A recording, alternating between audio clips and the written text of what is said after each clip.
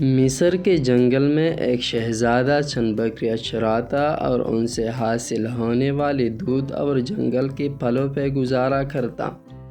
وہ تھا شہزادہ، مگر نہ تو اس میں شاہوں والا غرور تھا اور نہ ہی وہ جاہ و جلال۔ وہ عام انسانوں کی طرح زندگی بسر کرتا، روکی سوکی کھاتا، بیشتر وقت اپنی رعایا کی خدمت اور خدا کی یاد میں بسر کرتا۔ اس کی نیک چلنی کا پوری ریاست میں چرچا تھا۔ اسے یہ خصوصیات اپنے رحمدل باپ سے وراثت میں ملی تھی۔ ایک دن شہزادہ معمول کے مطابق رعایا کے مسائل سننے کے بعد جنگل میں دنیا سے بے نیاز خدا کی یاد میں مہو تھا کہ اس نے دیکھا کہ ایک غریب لکڑہارا اپنے گدے کو ساتھ لیے ہوئے لکڑیاں کاٹ رہا ہے اور اس سے باتیں بھی کی جا رہا ہے، حالانکہ اسے معلوم تھا کہ نہ تو گدھا اس کی بات سن رہا ہے نہ سمجھ رہا ہے، اور پھر وہ زاروں قطار رونے لگا۔ شہزادہ یہ دیکھ کر بہت حیران ہوا کہ لکڑہارا روزانہ لکڑیاں کاٹتا، گدے سے چند باتیں کرتا اور پھر پھوٹ پھوٹ کے رونے لگتا۔ چند روز یہی معاملہ رہا، جب رحمدل شہزادی سے اس کا رونا دیکھا نہ گیا اور وہ یہ گتھی سلجھانے میں ناکام رہا، تو بالآخر درخت کی اوٹ سے باہر آ گیا اور لکڑہار سے پوچھا، اے لکڑہارے، اس طرح بلک بلک رونے کی وجہ کیا ہے؟ غریب بوڑھا ہمدرد انسان سامنے پا کر اور شدت سے رونے لگا اور سستیوں کے ساتھ اپنی بدبختی کی کہانی سنانے لگا۔ میرا ایک بیٹا تھا جسے خدا نے بے تحاشا دولت سے نوازا تھا، ہر طرح کا عیش اسے میسر تھا، مگر اس دولت کا غرور اس کے تن بدن پر اس قدر حاوی ہو چکا تھا کہ اسے اپنی دولت کے سوا کچھ دکھائی نہ دیتا تھا۔ اپنے غریب رشتہ داروں کو دھکے دیتا، انہیں ذلیل و رسوا کرتا۔ پھر اس کی بربادی کا دن آ گیا اور میرے دور کے ایک رشتہ دار دوسری ریاست سے میرے گھر سوالی بن کر آئے، یہ سوچ کر کہ مشکل میں اپنے ہی کام آتے ہیں۔ وہ بہت غریب تھی، اس کی بیٹی کی شادی قریب تھی، مگر کوئی انتظام نہ ہو پایا تھا۔ اسے کچھ رقم کی ضرورت تھی، وہ اللہ کی نیک بندی تھی، بیشتر وقت عبادت میں گزارتی، مگر میرا بیٹا دولت کے نشے میں اندھا ہو چکا تھا۔ اس عورت کو دھکے مار کر گھر سے نکال دیا۔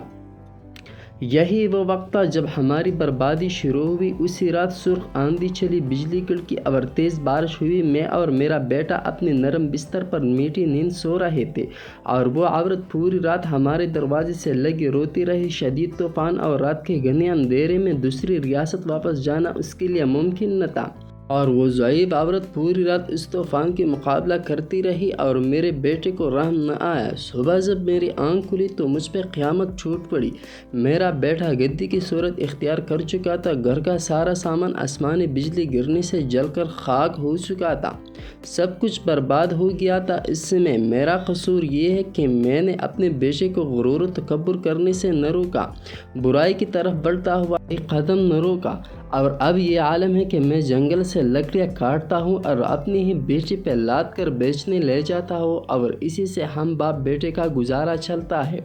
یہ سن کر شہزادی کی آنکھیں نم ہو گئی اور وہ لکڑہارے سے مخاطب ہوا، اے ضعیف انسان، تو نے بہت ظلم کیا۔ بے شک برائی پر خاموش رہنا اور اسے نہ روکنا اس کا ساتھ دینے کے مترادف ہے۔ تو نے اپنے بیٹے کو برائی سے نہ روکا، مجھے تیری حالت پر افسوس ہے۔ اب میں اپنی اس غریب رشتہ دار کی تلاش میں مارا مارا پھرتا ہوں، اس کی تلاش مجھے رلاتی ہے۔ شاید وہ میری مدد کر سکے، وہ مجھے مل جائے، میں اس سے معافی مانگوں گا، شاید میرے گناہوں کا ازالہ ہو سکے، مگر افسوس وہ مجھے کہیں نہیں ملتی۔ یہ کہہ کر لکڑہارا رونے لگا۔ شہزادی نے اس کے آنسو پونچھتے ہوئے کہا، تو اپنی گناہوں کی معافی اللہ سے مانگ، وہ بہت رحیم ہے، اگر اس نے تجھے معاف کر دیا تو وہ تجھے اس عورت تک پہنچانے کا کوئی نہ کوئی سبب ضرور بنا دے گا، وہ بہت مہربان ہے، اپنے بندوں پر ظلم نہیں کرتا۔ بوڑھا لکڑہارا اسی وقت سجدے میں گر کر بلک بلک کر اپنی گناہوں کی معافی مانگنے لگا۔ اچانک دور سے کسی گھوڑے کے ٹھاپو کی آواز سنائی دینے لگی۔ ایک خوبصورت شہزادی سفید رنگ کے حسین گھوڑے پر سوار تھی۔ قریب آ کر شہزادی سے مخاطب ہوئے، اے شہزادی، آخر یہ کیا ماجرا ہے؟ شہزادی نے بوڑھے کی رام کہانی شہزادی کو سنا دی۔ شہزادی کی آنکھوں میں آنسو جاری ہو گئی اور وہ گھوڑے سے اتری اور لکڑہارے سے کہنے لگی، میں ہی وہ لڑکی ہوں جس کی ماں تیرے در پر سوالی بن کر آتی تھی۔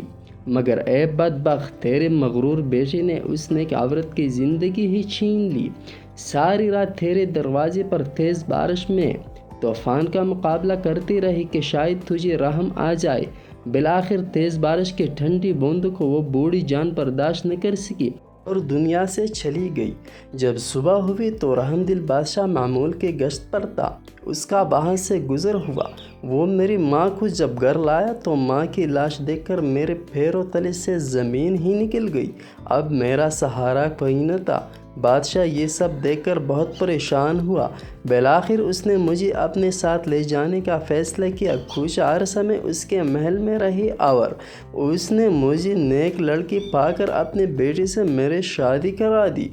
شاید یہ میری ماں کی دعاؤں کا نتیجہ تھا جس نے میری خاطر اپنی جان قربان کر دی، اور اس رب نے مجھ غریب کو فرش سے اٹھا کر عرش پر بٹھا دیا اور اس نیک شہزادی سے میری شادی کرا دی جو اس وقت تیرے سامنے کھڑا ہے، اور تجھے تیرے مغرور بیٹے کے کرموں نے عرش سے فرش پر گرا دیا۔ خدا کی قدرت دیکھ کر لکڑہارا شرمندگی سے زمین میں گڑتا جا رہا تھا اور رو رو کر شہزادی سے معافی مانگی۔ شہزادی بہت رحم دل تھی۔ لکڑہارے کے آنسوں سے اس کا دل بھر آیا اور اس نے اس کو معاف کر دیا۔ خدا کی قدرت لڑکا اسی لمحے اپنی اصل روپ میں واپس آ گیا اور خدا کے حضور سجدے میں گر گیا اور شہزادی سے بھی معافی مانگنے لگا۔ شہزادی نے اسے بھی معاف کر دیا۔ بالآخر دونوں باپ بیٹے اپنی جھونپڑی کی طرف روانہ